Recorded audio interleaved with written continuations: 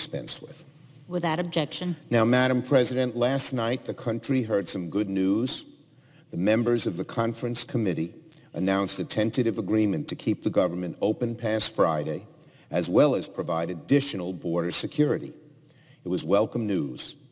Everyone on the conference committee worked very hard and should be commended for their efforts. I talked to them regularly. Everyone wanted to get something done. Everyone wanted to avoid a government shutdown.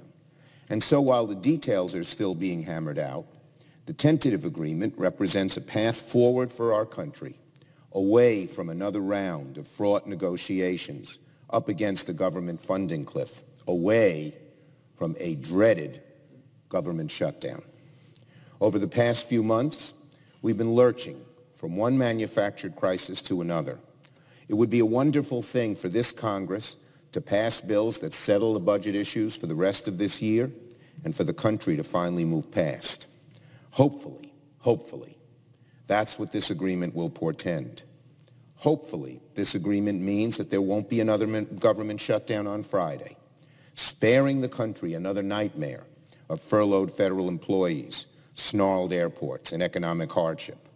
And hopefully, it means that we will pass not only the DHS appropriations bill, but all 6 other appropriations bills done in a bipartisan way that have been caught in the tangle of these negotiations since last year.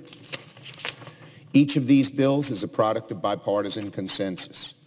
Each contains more support for programs to help the American people, additional funding for infrastructure, housing, money to combat the opioid crisis, and more. We should pass these appropriations bills alongside this agreement on DHS. These months of shutdown politics must come to an end. We now have a bipartisan proposal to accomplish our goals, better secure the border, and avoid another senseless government shutdown. I don't know the details, but the parameters of this are good. So I thank the members of the conference committee. And I'd make one more point. I urge President Trump to sign this agreement. We must not have a rerun of what happened a few months back, where legislators, Democrat and Republican, House and Senate agreed, and President Trump pulled the rug out from under the agreement and caused a shutdown. If he opposes this agreement, the same thing could happen again. We don't need it. So I strongly urge the President to sign this agreement. No one gets everything they want in these agreements. The President must sign it and not cause another shutdown. Now on another matter. Late last week, I had the privilege of addressing an audience at the Newseum about the current challenges facing the free press in America. And I'd ask unanimous consent my remarks there be put in the record after my remarks here. Without objection. One of the most significant challenges the press faces, of course, is economic. Besieged by a fractured media landscape and rapidly changing technology, newspapers have been forced to adapt or die. Some have adapted, but many have died. One area where it's particularly troubling to me is smaller markets in mid-size and smaller cities. In those areas, local newspapers have been the glue that keeps communities informed and stitched together. I've seen it. In cities in upstate New York, small and middle-sized, big companies have left. Some of the community banks have been bought up by major large banks.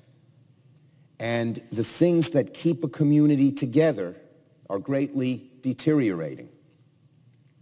Newspapers are one of the few glues these communities have. They are vital, way beyond the profit and loss that they might make. The external benefits of these newspapers, as the economists would say, are large. But they're in trouble because of all the economic issues I mentioned. Now there's a new threat on the horizon.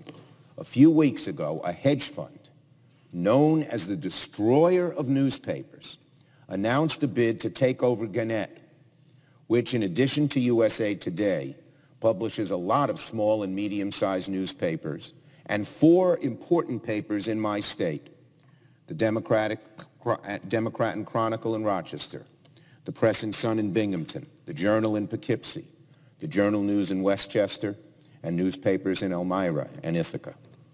On the front page of the Washington Post this morning is an article about the business practices of Alden and its subsidiaries. Essentially, Alden's strategy is to buy up newspapers, cut staff, and then sell the commercial real estate of newsrooms and printing presses for profits. The article quotes several experts who have said of Alden, quote, "They are the ultimate cash flow mercenary. They want to find cash flow and bleed it to death. Their principle is, quote, no new investment and sell off what you can while you can, according to analysts who study them." An analysis of the newspapers owned by Alden revealed that they cut newspaper staff at more than twice the rate of competitors. And it's in all likelihood when they sell the real estate, the vast majority of the money does not go to revitalizing newspapers as the newspaper itself would do when it sells real estate, but goes elsewhere. For Alden Global Capital, the hedge fund, the acquisition and streamlining of Gannett papers might increase its profits a couple of percentage points, but the loss of the Press and Sun and Democrat and Chronicle would be incalculable. Let me ask the American people, and every one of my colleagues here, what's more important, having our newspapers, which are so important to local communities, go on, or having a hedge fund raise its market profits by 5 points if they're public, or by a certain amount? What is more important? I would argue the newspapers. I would argue the newspapers. The Gannett Consortium was already the result of consolidated news business. One reporter working multiple beats, placing stories in multiple newspapers. I've seen that in upstate New York. What was already an unburdened, undersourced operation now faces potential annihilation by an indifferent media conglomerate backed by an even more indifferent hedge fund. Well, what do we do about this? I don't know how to solve the broader economic problem for newspapers, big and small. I hope there is one. But the only antidote to these problems I have seen is the rarer and rarer presence of generous, civic-minded families and new individuals who own news outlets for the right reasons, not simply to maximize profits, although profit is still important, but because they feel an obligation to advance journalism for the greater benefit of us all. Everyone's seen this work at flagship newspapers, but the family model has worked in smaller markets as well, including several papers in upstate New York. So I would propose that charitably inclined institutions and individuals should begin to think of journalism as a philanthropic endeavor. If it becomes a worthy endeavor to buy a local newspaper and preserve its size and independence, just as it is a worthy endeavor to support the local hospital, school, charity, many more might consider doing it. As Americans, we must continue to support the First Amendment, the freedom and viability of the press. Our democracy depends on it. I yield the floor.